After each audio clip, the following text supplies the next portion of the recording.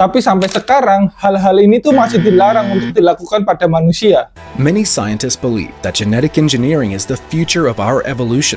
Yang diturunkan secara genetik dari orang Bajo itu sendiri.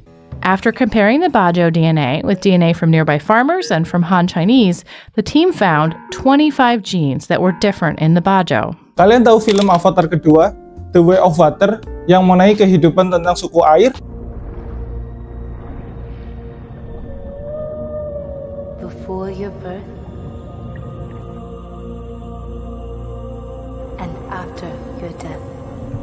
Ternyata suku yang ada di Avatar itu terinspirasi dari kehidupan suku yang ada di Indonesia. Hah? Masa sih? Kenalin, suku Bajo. Orang-orang Bajo sangat terkenal dengan kemampuan maritimnya, khususnya kemampuan menyelam yang sangat luar biasa. Dikatakan orang suku Bajo itu sanggup menyelam 15-30 meter di bawah air, dan sanggup menahan nafas selama 13 menit, tanpa peralatan modern sama sekali. Gak heran juga orang suku Bajo itu disebut juga sebagai Aquaman di dunia nyata. How long can you hold your breath for? 2 minutes? 3? Maybe 4? Well, people of the Bajau tribe can spend 13 minutes underwater without surfacing. Suku Bajo atau yang dikenal juga sebagai suku Bajau merupakan suku bangsa yang berasal dari Kepulauan Sulu, Filipina Selatan. Suku ini terkenal dengan gaya hidup yang nomaden di laut, yang artinya mereka itu suka berpindah-pindah dari pulau satu ke pulau lainnya. Karena hal ini, nggak heran mereka juga tersebar di negara Malaysia, Thailand, dan juga Indonesia. Di Indonesia, suku Bajo itu mendiami daerah sekitar Kalimantan Utara, Kalimantan Timur, Kepulauan Sulawesi, dan Kepulauan NTB dan NTT. Located on the southeast of Sulawesi, in Indonesia, on Kadalupa Island, in the heart of the Wakatobi archipelago, Sempela was created in the 1960s by the Indonesian government in order to settle the Badaho families living along the coasts of this archipelago. Karena kehidupannya yang sangat tergantung pada laut, gaya hidup dari suku Bajo tentu nggak jauh dari hal ini. Suku Bajo itu bisa menghabiskan 8-15 jam di bawah air dalam sehari, yang mereka gunakan untuk berburu ikan, memanen kerang, atau hanya sekedar untuk berenang. Bahkan bisa dibilang anak-anak dari suku Bajo itu bisa berenang dulu daripada berjalan. Bisa begitu ya? Gimana kalau kalian? Kalian umur berapa bisa berenang?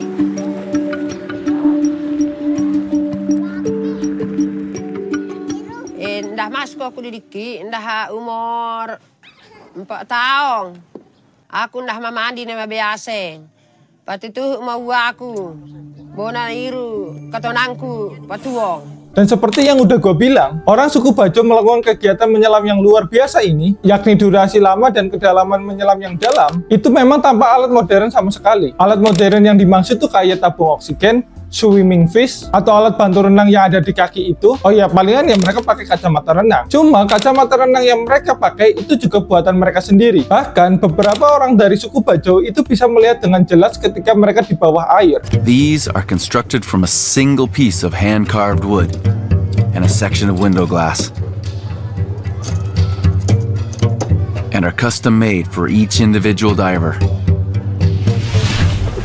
Nah, ternyata rahasia dari orang Bajo bisa menyelam dan menahan nafas mereka sangat lama itu karena mereka memiliki limpa yang besar. Organ limpa dari orang Bajo itu rata-rata setengah lebih besar daripada organ limpa orang lain pada umumnya. Dan organ limpa ini itu memiliki fungsi sebagai tempat daur ulang dari darah merah, serta sebagai penyimpanan sel darah putih dan beberapa fungsi lainnya. Jadi ketika kita sedang menyelam, tubuh kita itu merespon dengan cara detak jantung yang makin melambat dan pembuluh darah yang makin menyusut. Hal ini tuh dilakukan oleh tubuh untuk menjaga kadar oksigen kita tetap banyak di darah kita. Nah, ketika menyelam ini, organ limpa kita itu bisa membantu dengan cara berkontraksi dan mengeluarkan sel darah tambahan yang mengandung oksigen. Sehingga proses ini tuh kayak memberikan oksigen tambahan pada jaringan darah. Nah, karena orang Bajo itu memiliki limpa yang lebih besar, hal ini tuh memungkinkan mereka untuk mendapatkan oksigen tambahan yang lebih banyak dan memungkinkan mereka untuk bisa menyelam lebih lama. Have you ever heard of the human dive response? It's basically when you go through a process where your heart rate is reduced and your blood vessels shrink. And this is done on the outer reaches of your body to keep oxygenated blood where it's seriously needed in your organs. The spleen then contracts, pumping out oxygenated red blood cells and supplying you with extra oxygen. Tapi kenapa limpa orang Bajo itu lebih besar daripada orang lain pada umumnya? Ya, jawabannya karena evolusi. Jadi gaya hidup orang Bajo yang sangat erat dengan laut menyebabkan tekanan evolusi yang membuat mereka untuk mengembangkan karakteristik tertentu untuk mendukung gaya hidup mereka. Tentu karakteristik ini itu tidak muncul dalam waktu semalam. Proses evolusi yang terjadi pada suku Bajo tentu hasil seleksi alam yang terjadi dalam kurun waktu ribuan tahun. Jadi kayak selama ribuan tahun, alam itu memilih orang-orang Bajo dengan karakteristik yang membantu mereka untuk bertahan hidup. So those among them that could survive the dives fed their families, made more babies, and now we think this happened 2,000 years ago. They're different. The ones that couldn't died. Tapi bagaimana kita bisa tahu bahwa limpa yang lebih besar ini itu terjadi karena proses evolusi, bukan dari hasil adaptasi singkat karena kehidupan mereka di laut. Nah, jadi limpa yang besar pada suku Bajo ini tuh dimiliki oleh semua orang Bajo. Nggak cuma orang Bajo yang suka berenang, mereka yang tidak sering berenang pun asal mereka dari suku Bajo itu memiliki limpa yang lebih besar juga. Kedua, setelah dilakukan pembandingan genetik antara suku Bajo dan suku Han yang ada di Cina, ternyata suku Bajo itu memiliki perbedaan genetik sebanyak 25. Dan ada satu gen yang disebut dengan PDE10A, di mana gen ini jika kita uji cobakan pada tikus, limpa dari tikus tersebut itu bisa membesar. Dengan hal ini bisa disimpulkan, limpa yang besar pada suku Bajo itu hasil dari evolusioner yang diturunkan secara genetik dari orang Bajo itu sendiri.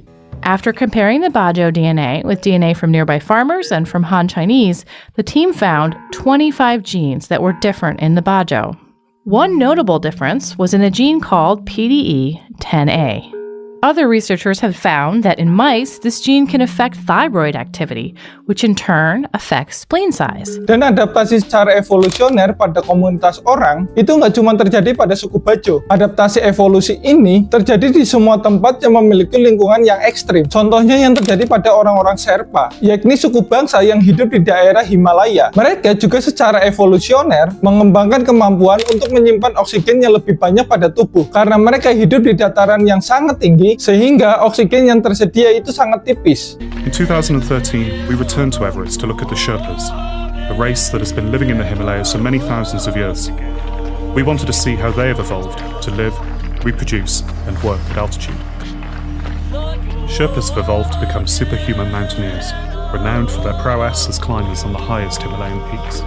Nah, kalau kalian tertarik dengan kisah suku Sherpa ini, tulis aja di kolom komentar. Nanti kapan-kapan akan gua bahas. Nah, jadi kemampuan yang dimiliki oleh orang-orang Bajo atau Sherpa, tentu bagi kita orang biasa, kemampuan tersebut adalah kemampuan super. Nah, tapi proses mereka untuk memiliki kemampuan yang kayak gitu, itu melewati beratus-ratus atau bahkan beribu-ribu generasi. Karena mereka mendapatkan kemampuan ini, itu melalui proses evolusi yang terjadi secara alami. Nah, di masa depan, kemungkinan kita itu bisa mempercepat evolusi dengan cara kayak teknik selective breeding, di mana kita itu memilih individu-individu yang unggul untuk memiliki anak, atau kita bisa secara langsung untuk mengedit gen atau DNA yang kita miliki sehingga menghasilkan manusia super yang kita inginkan. Ya, siapa tahu, tapi sampai sekarang hal-hal ini tuh masih dilarang untuk dilakukan pada manusia. Many scientists believe that genetic engineering is the future of our evolution.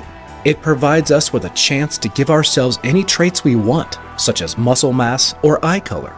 Basically, anything is possible. Nah, jadi kita itu udah membahas tentang suku Bajo yang memiliki kemampuan super selayaknya Aquamin di dunia nyata. Kita udah membahas tentang kehidupan mereka, di mana mereka tinggal, cara mereka hidup, alasan yang mendasari kenapa mereka memiliki kemampuan tersebut, dan kita membahasnya juga dari sudut pandang evolusi. Kalau kita ingin laut kita masih tetap indah, terumbu karang kita masih tetap lestari, saya rasa Bajo mesti diberikan peran yang sangat besar. Kalau bisa dia di garda terdepan untuk menjaga ini laut. Nah, kali-kali gua ada salah, atau dari kalian ingin menyapa gua, jangan ragu untuk tulis komentar kalian di kolom komentar. Kalau kalian suka video tentang sains kayak gini, jangan lupa like atau subscribe. Kalau kalian gak suka, silahkan dislike video ini. Dadah.